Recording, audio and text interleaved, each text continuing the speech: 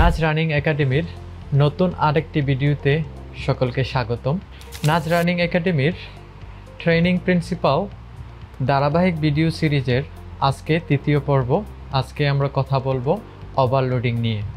আমাদের fitness level আরও বেশি উন্নতি করার জন্য এই ওভারলোডিং কেন খুব গুরুত্বপূর্ণ সেই বিষয়টা আজকে আমরা এই ভিডিওতে ব্যাখ্যা করব। আমাদের নতুন ফিটনেস লেভেল অ্যাচিভ করার পরে এই অ্যাচিভমেন্ট থেকে আমরা যদি ফার্দার ইমপ্রুভ করতে চাই তাহলে আমাদের ওভারলোডিং করা খুবই গুরুত্বপূর্ণ। আমরা এই ওভারলোডিং করার মাধ্যমে যদি ডেভেলপ করতে চাই তাহলে আমাদেরকে একটা ফর্মুলা ইউজ করা যেতে পারে। এই ফর্মুলাটা হচ্ছে ফিট ফর্মুলা, FITT। তো এই ফিট ফর্মুলার প্রথম হচ্ছে F। এই F দিয়ে আমরা বোঝাচ্ছি হচ্ছে ফ্রিকোয়েন্সি। হ্যাঁ, আমরা সপ্তাহে কতদিন ট্রেনিং করব, একদিন করব, 7 দিন করব না 3 দিন করব, এটা হচ্ছে ডিপেন্ড করবে আমাদের ফ্রিকোয়েন্সির উপরে। তো আমরা যদি অ্যাডাপ্ট করতে চাই তাহলে আমাদের নতুন করে ওভারলোডিং করতে হবে। এই ওভারলোডিংয়ের ক্ষেত্রে পূর্বে যদি আমরা 3 দিন করে থাকি তাহলে আমরা এখন 4 দিন করতে হবে সপ্তাহে, তাহলে আমাদের এই ফ্রিকোয়েন্সিটা ইনক্রিজ হবে। তারপরে হচ্ছে ইন্টেন্সিটিটা কিন্তু খুবই গুরুত্বপূর্ণ। কেন? কারণ আপনি কত হার্ডলি ট্রেনিং করতেছেন এটা হচ্ছে আরেকটা ম্যাটার আপনার এই ওভারলোডিংয়ের ক্ষেত্রে। আপনি পূর্বে যদি আপনার ফ্রিকোয়েন্সি আছে কিন্তু আপনার ইন্টেন্সিটি হাই না, তাহলে কিন্তু আপনার এই যে অ্যাডাপ্টেশনের ক্ষেত্রে এই ওভারলোডিং সঠিক পরিমাণে হবে না। তো সেই কারণে আপনার ইন্টেন্সিটিটাও নজর দিতে হবে। তৃতীয় যে বিষয়টা হচ্ছে সেটা হচ্ছে টাইম। এই সময় কেন খুব গুরুত্বপূর্ণ?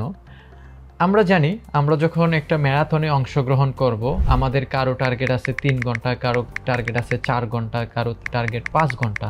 তো এই 4 ঘন্টা 5 ঘন্টা যখন আমরা একটা ম্যারাথনে থাকবো, আমরা যখন ট্রেনিং করি ওই ট্রেনিংয়ের ক্ষেত্রে আমরা যদি 10 মিনিট 15 মিনিট করি সেই ক্ষেত্রে আমাদের ওই ট্রেনিংটা ওভারলোড হচ্ছে না। ওভারলোড না হওয়ার কারণে আমাদের অ্যাডাপ্টেশন হচ্ছে না।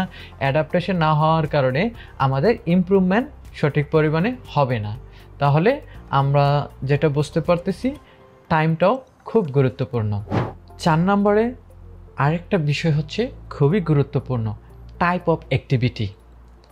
আপনি কোন ধরনের অ্যাক্টিভিটিটা করবেন সেটা খুব গুরুত্বপূর্ণ। কেননা আপনি যদি রানিংয়ে ইমপ্রুভ করতে চান তাহলে রানিংয়ের রিলেটেড ট্রেনিং আপনাকে করতে হবে, আপনাকে রান করতে হবে। আপনি যদি সুইমিংয়ে ইমপ্রুভ করতে চান তাহলে আপনি সুইমিং রিলেটেড অ্যাক্টিভিটি করতে হবে, তাহলে আপনার সুইমিংয়ে ইমপ্রুভ হবে। এমনিভাবে আমরা যখন রানিংয়ের ফিটনেস ইমপ্রুভ করব সেক্ষেত্রে আমাদের টাইপ অফ অ্যাক্টিভিটি কি হইতে পারে? যেমন আমাদের হইতে পারে একদিন interval training, tempo training, long run, progressive long run, হ্যাঁ, এরকম বিভিন্ন ধরনের টাইপ অফ অ্যাক্টিভিটি হইতে পারে। আমরা প্রত্যেক দিন একই ধরনের হবে না, যে গতকালকে ইজি রান করছি আজকে ইজি রান, আগামী দিন ইজি রান। এরকম করলে আমাদের কি হবে না, আমাদের ওভারলোড হবে না। এই ওভারলোডিং যদি না হয় সেক্ষেত্রে আমাদের কি হবে, আমাদের ফিটনেস ডেভেলপ করবে না।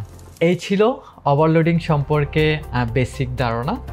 ওভারলোডিং সম্পর্কে যদি আপনি আরও বিস্তারিত জানতে চান আমাদের এই ভিডিওর কমেন্ট বক্সে কমেন্ট করতে পারেন অথবা নাজ রানিং একাডেমির সাথে যোগাযোগ করতে পারেন। ট্রেনিং প্রিন্সিপালের বাকি ভিডিওগুলি দেখার জন্য আমন্ত্রণ জানিয়ে আজকের জন্য এখানেই বিদায় নিচ্ছি।